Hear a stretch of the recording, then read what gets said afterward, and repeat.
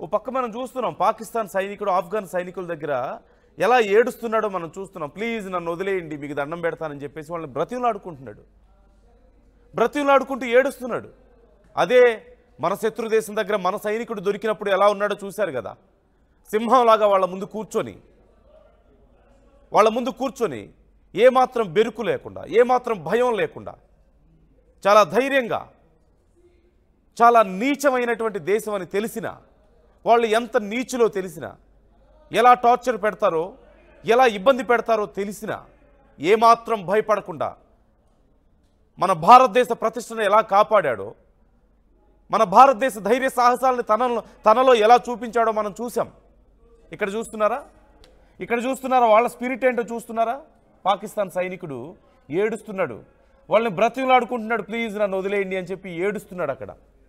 అది మనకి వాళ్ళకి ఉన్న తేడా, అది మన స్పిరిట్కి వాళ్ళ స్పిరిట్కి ఉన్నటువంటి తేడా, అది మన ధైర్య సాహసాలకి వాళ్ళ ధైర్య సాహసాలకు ఉన్నటువంటి తేడా. సో ఇప్పుడు పాకిస్తాన్ పరిస్థితి చూస్తుంటే మీకేమనిపిస్తుంది? ప్రతి చోట వెళ్ళడం, మేము యుద్ధం చేస్తాం.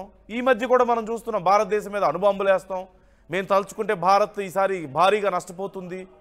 ఎందుకు ఈ కామెంట్స్ అన్నీ? ఇంకా ఆఫ్ఘనిస్తాన్ దగ్గర కనీసం ఒక ఫైటర్ జెట్ లేదు, వాళ్ళ దగ్గరే కాళ్ళబేరానికి వస్తున్నటువంటి పరిస్థితి కనిపిస్తుంది. ఇక మనం పూర్తి స్థాయిలో యుద్ధం చేయగలిగితే పాకిస్తాన్ నిలబడుతుందా? అసలు మనగలుగుతుందా? ప్రాణాలతో ఉండగలుగుతారా వాళ్ళు? ఇదంతా ఒక ఎత్తు అయితే, ఇప్పుడు భారత్ మరొకసారి తన బలాన్ని నిరూపించుకుంటుంది. మానసికంగా మనం ఎంత బలంగా ఉన్నామనేది. ఒక సినిమాలో డైలాగ్ ఉంటుంది కదా, భయం వేస్తున్నాడు అరుస్తాడు, బలం ఉన్నాడు భరిస్తాడు అని. That's what we are doing. వాళ్ళు అరుస్తున్నారు, ఇష్టం వచ్చినట్లు వాళ్ళ మీద వీళ్ళ మీద అరిచి గొడవలు పెట్టుకొని చివరికి ఓడిపోయి సిగ్గు పోగొట్టుకుంటుంటే భారతదేశం మాత్రం భరిస్తోంది. ఓ పక్క బలూచిస్తాన్ లిబరేషన్ ఆర్మీ అడుగుతుంది, మాకు కొంచెం సపోర్ట్ ఇవ్వండి, పాకిస్తాన్ని మేము లేపేస్తామని. మరో పక్క ఆఫ్ఘనిస్తాన్ అడుగుతుంది, మాకు కొంచెం మద్దతు ఇవ్వండి, పాకిస్తాన్ సంగతి మేము చూసుకుంటామని చెప్పి. ఆ మాత్రం ఒక్కసారి సైగా మనం చేస్తే, వాళ్ళిద్దరికీ కొంచెం సపోర్ట్ ఇస్తే అసలు పాకిస్తాన్ అనేది మిగులుతుందా? మనం యుద్ధం చేయాల్సిన అవసరం ఉందా? లేదు.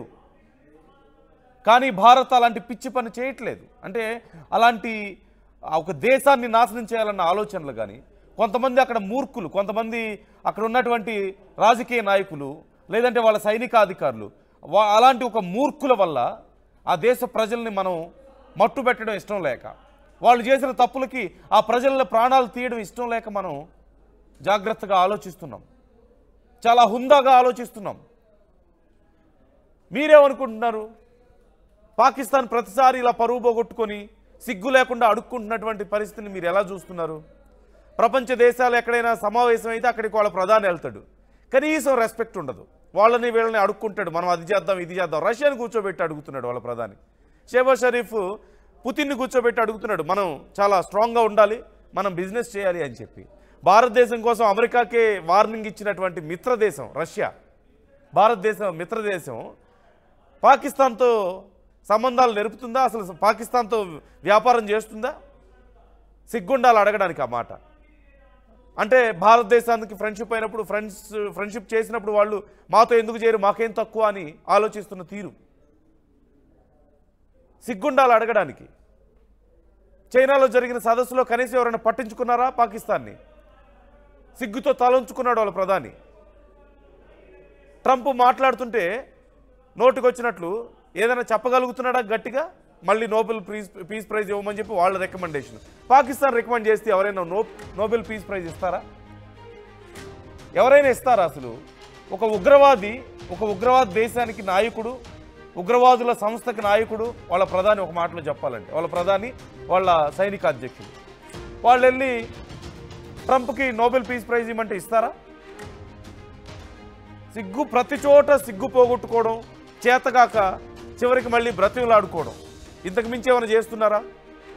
సో పాకిస్తాన్ ఇప్పుడు తాలిబాన్ల చేతిలో మా వల్ల కాదు, మేము యుద్ధాలు చేయలేకపోతున్నాం, మా సైనికులను వదిలిపెట్టండి, మేము లొంగిపోతాం అని చెప్పి చివరికి కాళ్ల బేరానికి రావడాన్ని మీరు ఎలా చూస్తున్నారు?